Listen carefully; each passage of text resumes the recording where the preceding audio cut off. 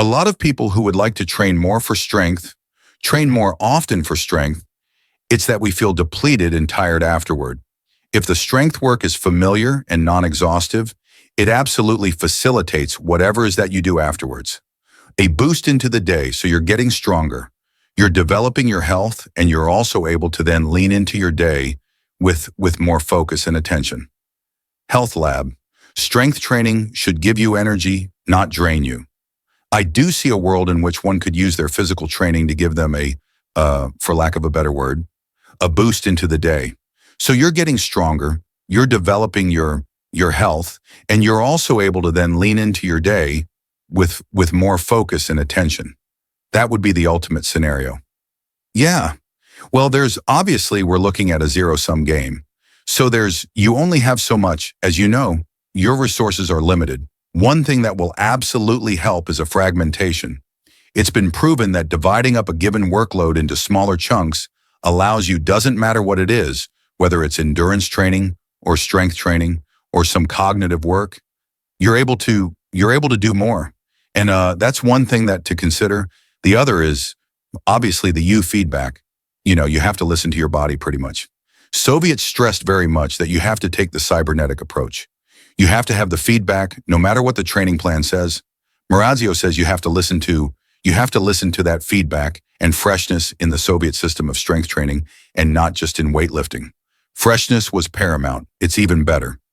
Let's talk about how track athletes in the Soviet Union train for strengths, and that will be even more applicable to a lot of the listeners because they definitely didn't spend 2.5 hours in the gym. So Professor Vladimir, he was a head coach, and he was one of the first to implement heavy lifting for the track right after the Soviets decide, hey, look at these Americans, lifting heavy weights. Bruce Randall and Paul Anderson and Canadian Doug Hebern, these lifters, he has absolutely says always do low reps. So they would never do more than 3-4 reps, even with the lightest weight, even with a warm-up weight. They spent a lot of time doing just singles and doubles, and it was absolutely essential that they stayed fresh, and part of it was just the how they felt. Part of it is the performance, how well they jumped and so on, and how they felt after. So they found if you're really obsessive about it, you have that tonic effect that lasts at least until the next day. And the tonic effect is both for your strength, for your power, but also for your cognitive functions as well.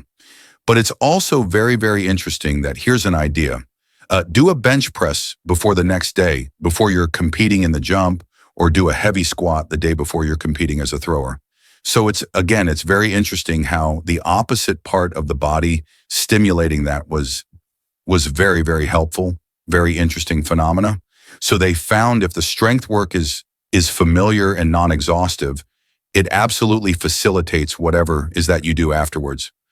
Restricting this is where track athletes were very different from a lot of other people. They tried to restrict their volume as much as possible of strength training, in part because, well, they had to do other things and because they had to stay fresh. So if you look at the volume, if you look at, generally speaking, how many repetitions that you want to perform per exercise, per training session, and again, these are purely empirical numbers. They come from Soviet weightlifting, but they were also applied in track. So the minimal volume is 10 to 20 repetitions total. So minimum optimal is 20 to 30 maximal. It becomes 30 to 50 in that window. So when you're looking at 20 to 30 reps, maybe on the lower end right there, you're going to build strength.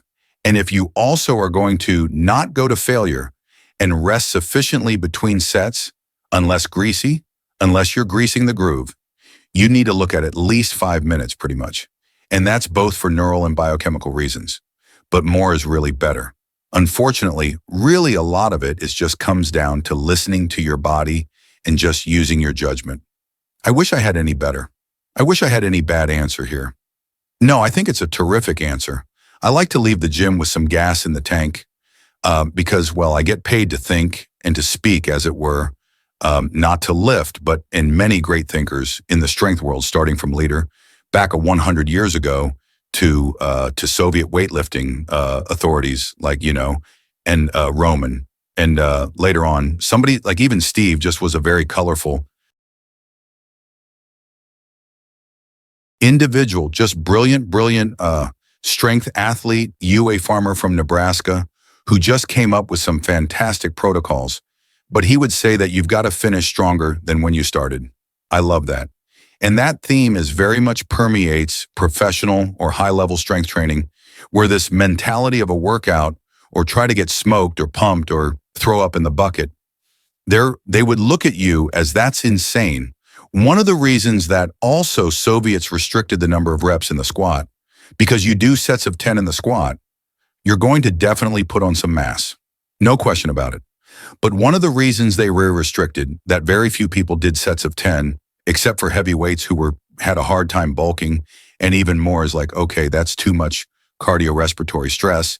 And even though Soviet weightlifters did some general physical training, like cross-country running or playing soccer, but they're not trying to get their cardio in the on the lifting platform. That was just made no sense whatsoever. So restricting the reps will go a very long way. Increasing the rest periods to at least 5 minutes would go a very long way. And restricting the number of exercises, because people don't realize that you're using different muscle groups, but still using the same brain. You're still using the same adrenals and all that. How many exercises you actually need stuff really adds up.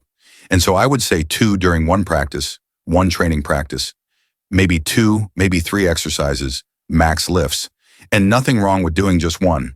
And yeah, if you want to, do your curls and whatever calves later, that's fine.